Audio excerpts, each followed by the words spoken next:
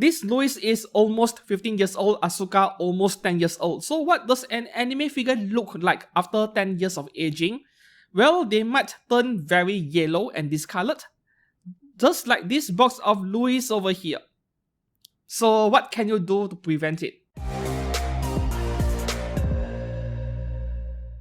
Hi and welcome back to the channel. Steven Rex here with a topic I'm sure a lot of you are curious about, and also you have this fear like, yeah, I spent a lot of money on my figures, $200, $300 on some of these high-end scale figures.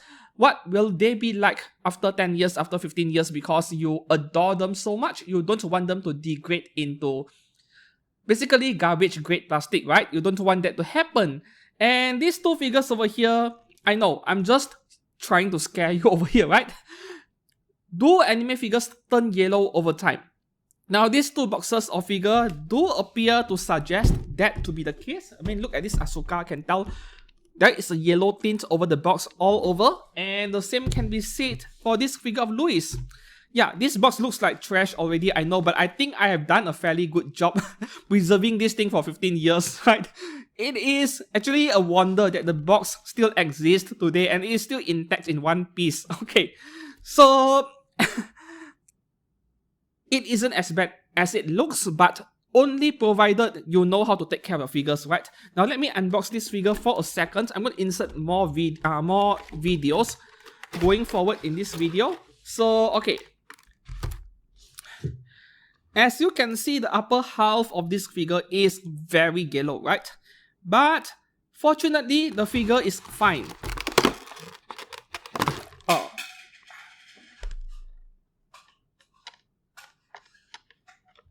Alright, let's put the base aside for a second. As you can see, very yellow plastic, right? I'll get to this bit in a second, what happens over here.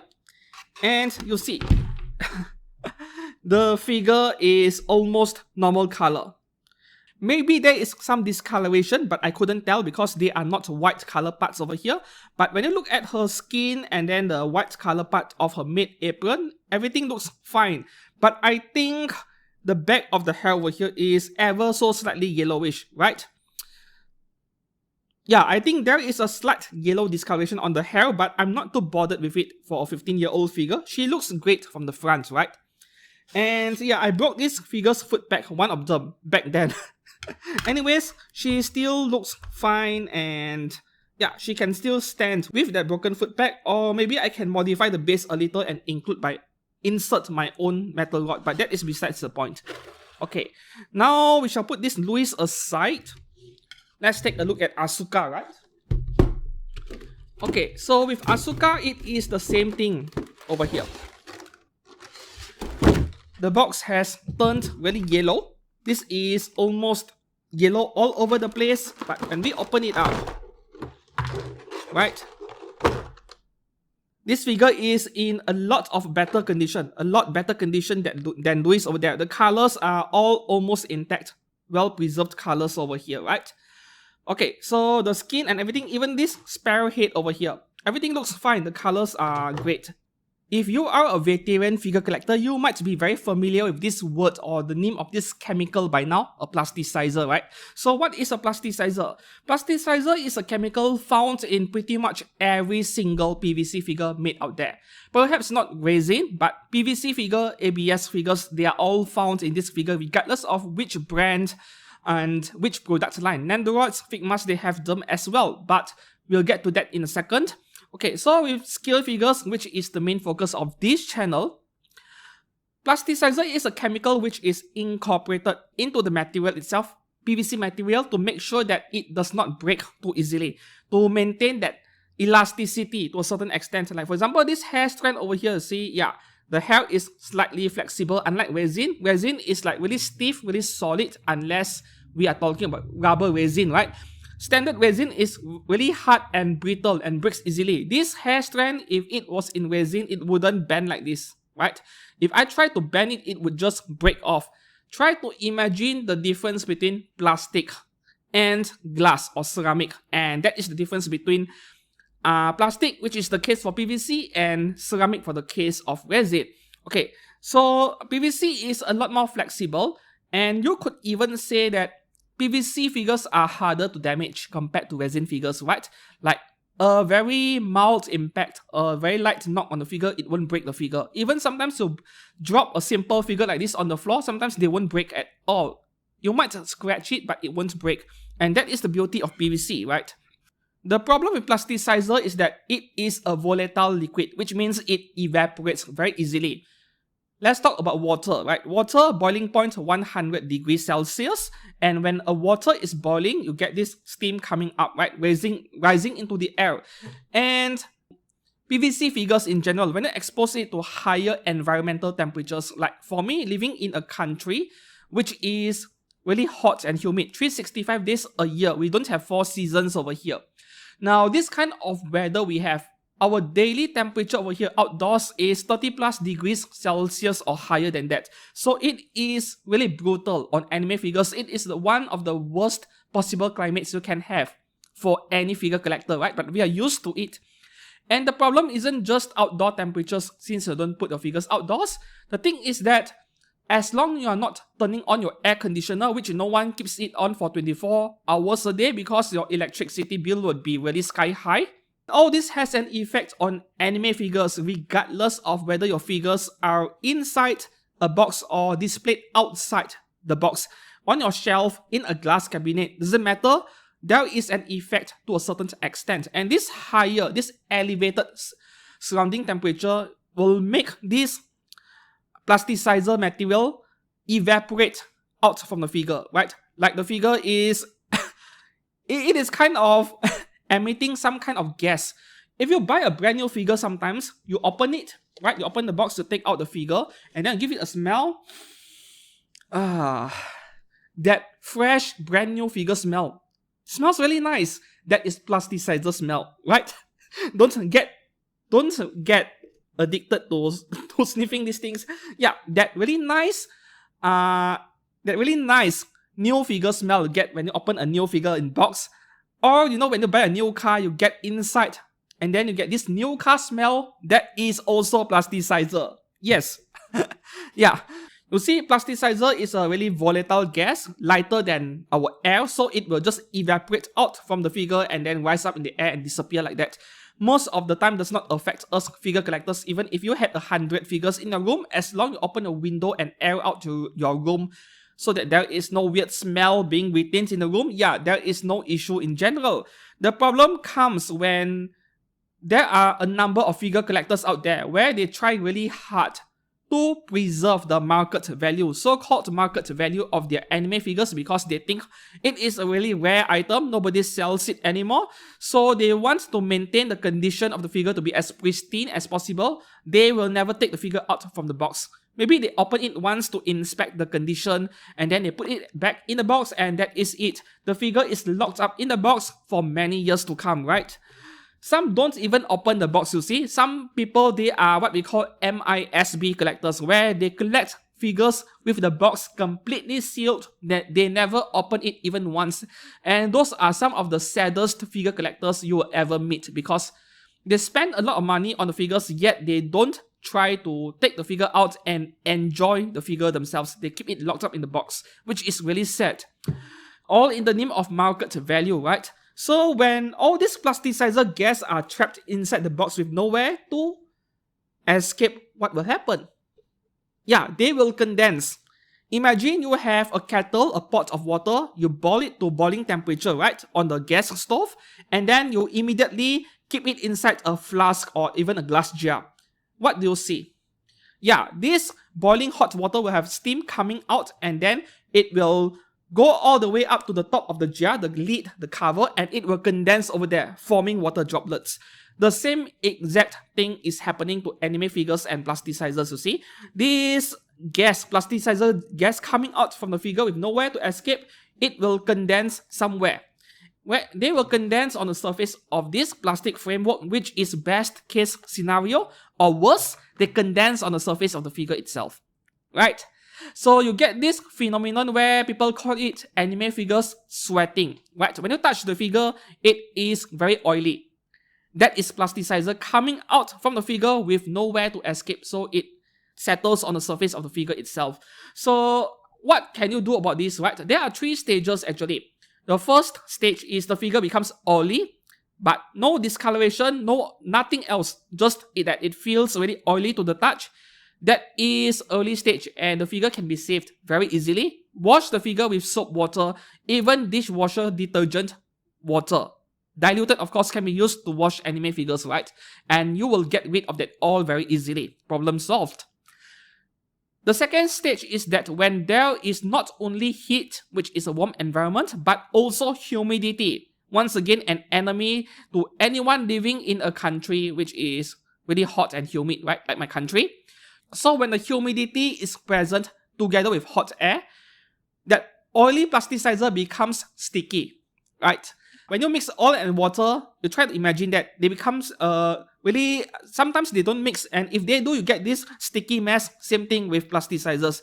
So when your figure reaches the stage of being sticky, that is really hard to clean. You can still clean it, like you need a mix of soap, water, maybe detergent, dishwashing detergent that is diluted, and sometimes you need toothpaste and a soft brush to actually brush the figure as much as you can. But how do you clean an anime figure? I think I will save that for another video in the future. I need to prepare for it, right? I will do a tutorial and an advice on how to do that.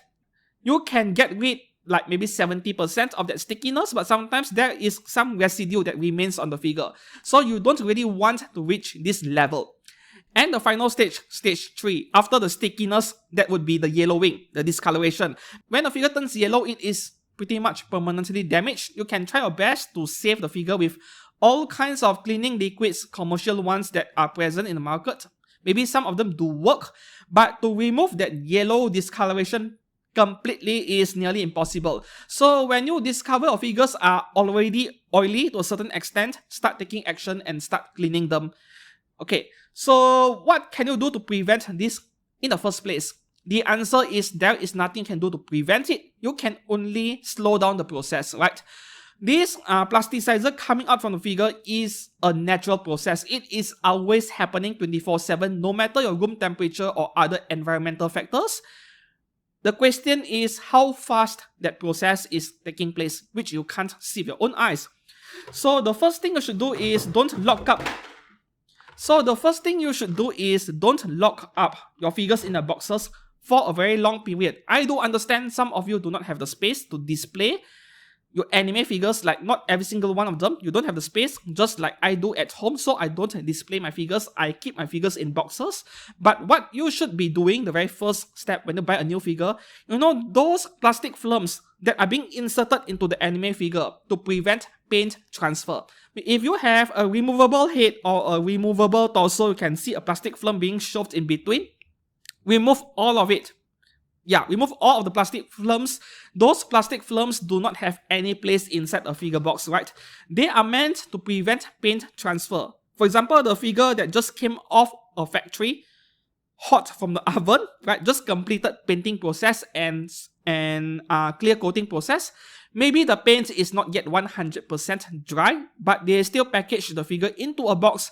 So to prevent the paint from rubbing against each other, different color parts rubbing against each other and resulting in paint transfer, to avoid that, they insert the plastic film, which is very effective. But once the paint has completely dried, which is often the case the moment you receive your figures in the mail, the paint should have been completely set already. Remove all of the plastic films. Yeah, remove all of it. And the only exception I could think of where you might want to keep 1 or 2 plastic films is when you buy a cast-off figure, right? Like you can remove the clothes of the figure, and maybe we have a JK figure where she is wearing school uniform, right? And the underwear underneath is maybe brown color.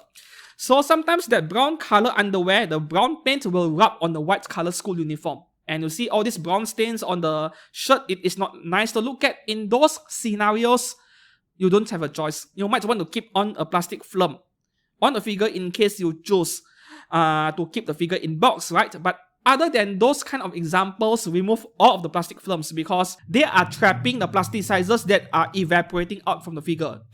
Those plasticizers have nowhere to go. They are trapped, right? And they will increase the likelihood of the plasticizer condensing on the surface of the figure, making them very oily or sticky, right? If you at least remove those films, those plasticizer comes out but has nowhere to escape, at least it would settle on this plastic surrounding the figure. So this plastic will turn yellow. Maybe it is even oily, right? But at least it does not affect the figure too badly, right? Which is why these plastics are so yellow, but the figure is not as badly affected because I remove all those plastic films. If I don't, the figure would indeed turn yellow for sure. And let me show you this one. This is from Louis, right? As you can see, the upper half of the plastic is very yellow. The lower half is almost clear. This is the best evidence yet where with a figure placed like this, right? And the box being kept upright like this. Yeah, the plasticizer comes out from the figure and it moves upwards like steam from water because it is lighter than air. So all this plasticizer will settle on the upper half of the plastic. And that is why the upper half is yellow, not so much for the lower half, right? If you want to prevent your figure from turning yellow, the absolute best is to display it outside of the box, which not all of us have the luxury of doing so, especially when you don't have the space to display these figures. Because you want to keep the box and you also want to display the figure, you need double the amount of space for each figure, right? If you insist on keeping the figure in the box as well, there are a few precautions you can take to at least slow down the rate of evaporation of this plasticizer out from the figure. This might sound crazy. You want to consider putting your figures into the freezer. And yes, I do mean the freezer in the refrigerator at your home, right? So how do you do this actually? If you have just taken out your figure from a box like this, right? And it feels oily, or regardless of whether it is dirty or not, it could be dusty, it could be oily or anything else, make sure to clean it first. And after you clean the figure, you need to wipe it really dry, like make sure it is really dry. Feel free to use a hair dryer without the highest heat setting, just moderate heat or no heat. Feel free to use hair dryer. Make sure you dry the figure 100%. Then you move it into the cooler section of the refrigerator first, which is the lower section, right? You don't want to move it directly into the freezer because a huge temperature difference from a warm environment to freezing cold temperatures, it might damage the material. The material might start to crack. It might happen. I have never experienced this before, but it might happen. So as a precaution, when you change temperature for your figure, surrounding temperature, you should slowly transition, not introduce a sudden change in temperature. You move your figure to the lower section of a refrigerator, which is normally 10 degrees Celsius, like 4 to 10 Celsius, right? And once the figure cools down, you move it into the freezer section on top. In total, half an hour is enough for each figure, right? So what this does is that it will stabilize the chemical composition inside this PVC material.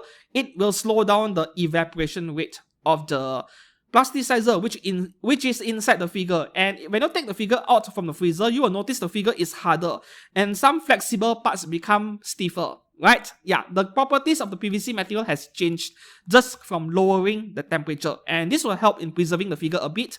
But once you take the figure out from the freezer, the figure might be wet because of condensation, water droplets on the surface of the figure. Make sure you wipe it dry before displaying it or keeping back in the box. Make sure to really dry it. This is very important because if there is moisture plus plasticizer, I told you already, oiliness becomes stickiness, which is a disaster, right? Okay. The next thing you can do to at least extend the shelf life of an anime figure, you want to preserve it better, is to put silica gel packets inside your anime figure box, right? Yeah. Even if your figure is inside a closed acrylic container or even an IKEA Detolf glass, as long as the figure is inside an enclosed area, be it a shelf or a figure box, make use of silica gel packets. It does help even just by a bit, right? So let me show you guys an example over here. Okay, this is 3D printing filament, right? And for us, people who do 3D printing, silica gel is something we use pretty much every day. So this is 3D printing filament, and yeah, these small packets of scent-like thing. You can find this in bottles of medicine, health supplements, or even shoe boxes. Buy a new pair of shoes, you'll find these things. This is what we call silica gel, extremely cheap. You can maybe find it from pharmacies. No, buy lots of these and put at least one packet in every figure box you have if your figure is sitting inside their own boxes, right? Very important because it will absorb humidity and water droplets from the air. So in case your figure turns oily, at least it turns oily instead of sticky, right? The next topic I would like to discuss regarding yellowing figures. You might get this question from some people. My figures have turned yellow or sticky or oily after just 2 or 3 years being displayed openly, like this one over here. Exposed shelf with no enclosed box, no enclosed case of anything, displayed openly with free airflow, and yet the figure becomes oily or sticky. But my neighbor, who is also a figure collector, nothing happened to his anime figure. So I disagree with the environmental factors playing a role with this. It is just luck, or the figure is just bad quality. So how do I answer this question, right? The figure is just bad quality. This sentence, there is a partial truth to it, but we'll get to that in a second. You'll see, every anime figure is different. These two figures are by Alter, but they are very different. The materials used to make them are different. I mean, this came out in year 2008, this is 2014. That is 6 years in between, and in that period of 6 years, a lot of things could have changed in the process of making anime figures, as well as the type of materials used to make the figure. As long that friend of yours does not have the same exact figure as yours, down to the release date itself, right? A figure that is out today and re-released 2 or 3 years later, it might be a bit different in the material composition used. As long they are not the same, then the figure might react differently to your environment when being displayed or being kept in the box. That is all I can say. If you collect both Nendo and scales, right? If you paid attention, the Nendo figures, they feel very rubbery in some way, right? I mean, you just lightly touch the surface of the figure and then you try to bend it. You try to test the material properties, like how flexible they are, how rigid they are. Do they feel solid, or maybe the surface feels a bit softer to the touch? You try to feel the difference in material properties between Nendoroid and scale figure. They are different. Nendos, they are almost 100% PVC, almost, and the material is very cheap, like extremely cheap. Scale figures, because, well, they are more sophisticated in a way. Some of them stand on only one leg. This is standing on 2 legs. Some of them stand on only one leg. And if these kind of figures are made of only pure PVC, they are going to lean over time. Nowadays, modern scale figures, they incorporate at least ABS into the PVC material to stiffen the material, to make it harder and stronger. Some even add other materials, to prevent the figure from leaning, especially in those standing on one leg, right? And that is why the material and chemical composition, especially PVC, is a lot lower in scales compared to Nendoroids. And that is why Nendoroids and also Figmas, they have a higher risk of becoming oily, sticky, or yellowish compared to scale figures. Okay, and speaking of sticky Nendoroids, I do have an example over here. This Nendo is supposed to be the star of another video which I'm planning for. I don't know when I'll publish it, but it has something to do with cleaning anime figures, right? This Nendo is definitely more than 10 years old. I think it is as old as this Luis figure, or maybe a bit younger. So this thing is extremely sticky, very yellowish. You see, the skin is very yellowish and very dusty. The dust are all stuck on the figure. So why am I so bad in taking care of my figures that this thing turned into something that is relegated for the recycle bin, I think? So why am I so bad in taking care of these figures? Actually, I let this happen on purpose. In the name of science, in the name of making content for anime figures, I let this and another Nendoroid of mine turn into a mess like this one, so that I can make cleaning videos and other experiments videos using this as subjects later on, right? After all, this is a very old Nendoroid. I think it cost me like $20 or $25 maximum. So this is a small sacrifice for making content, right? Not to mention, I don't collect Nendoroids anymore. This will be for another day, far into the future. And one last thing. What about light, right? Sunlight that can make figure turn yellow. Some people said that I have always known sunlight makes figure turn yellow, but I never knew plasticizers do as well. Yeah, Regarding lights, I have another video that discusses on this topic. Lighting is a separate topic altogether. You can check out this video right up here on how light affects anime figures, right? So until then, if you found this video to be helpful, yeah, please give this video a like and feel free to ask as many as questions down in the comments below. Until then, please subscribe to this channel for more anime figure videos every week. And I'll see you again very soon. Goodbye and have a nice day.